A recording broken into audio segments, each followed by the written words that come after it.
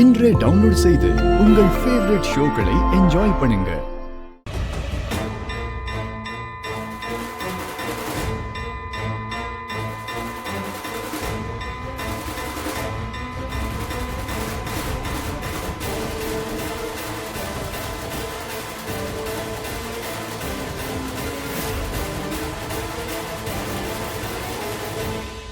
உள்ள வரக்கூடாது.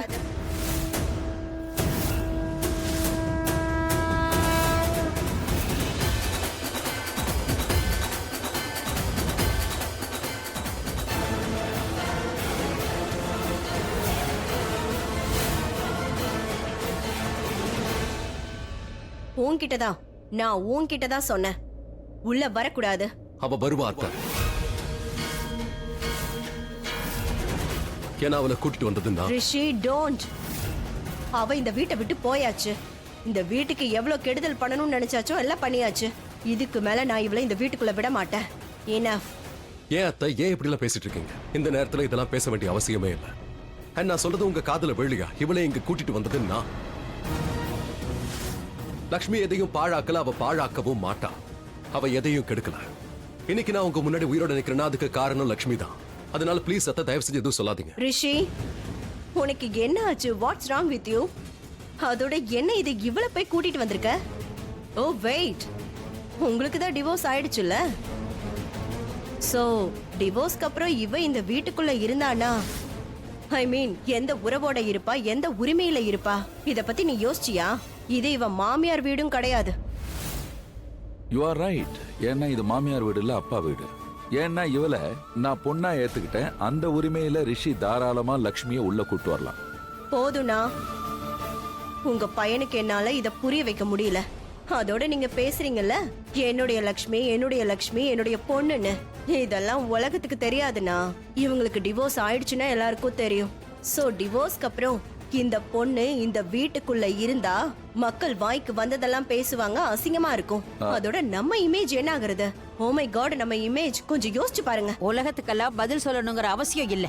உன் கல்யாணத்துக்கு அப்புறம் மாமியார் வீட்டை விட்டு நீ இந்த வீட்டுக்கு வந்தப்போ அத பத்தி நாங்க எதுவுமே கேட்கலையே.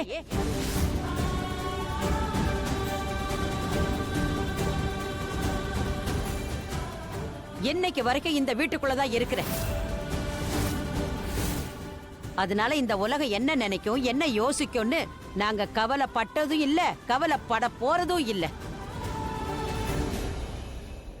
எக்ஸாக்ட்லி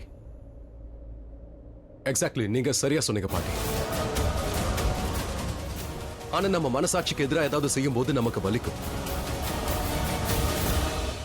உலகத்துக்கு பயந்துகிட்டு நமக்கு நெருக்கமானவங்களை விட்டுட்டு அதுவும் வலிக்கும். கண்டிப்பா வலிக்கும் அத்தை. இந்த ஊருக்கு பயந்து நம்ம கண்ணுக்கு தெரிஞ்சு நாம தப்பு பண்ணக்கூடாது. அதனாலதான் சொல்றேன், நீ குறுக்க பேசுறதுக்கு அவசியமும் இல்ல, அதுக்கு உரிமையும் இல்ல. மாம், ரிஷி வந்து சின்ன பையன், அவனுக்கு எதுவும் தெரியாது. ஆனா நீங்க என்ன இப்படி பேசுறீங்க? என்ன பார்த்து பேசுறீங்க? How can you mom? உங்க வார்த்தை என்ன ரொம்ப ஹர்ட் பண்ணிருக்கு. Can you even imagine?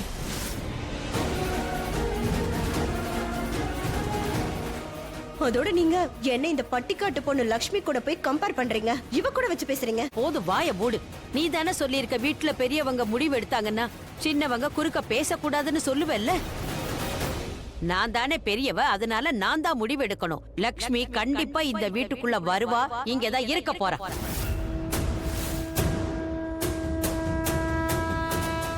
இந்த வீட்டு மகளா இருப்பா. பட் மாம், போதும்.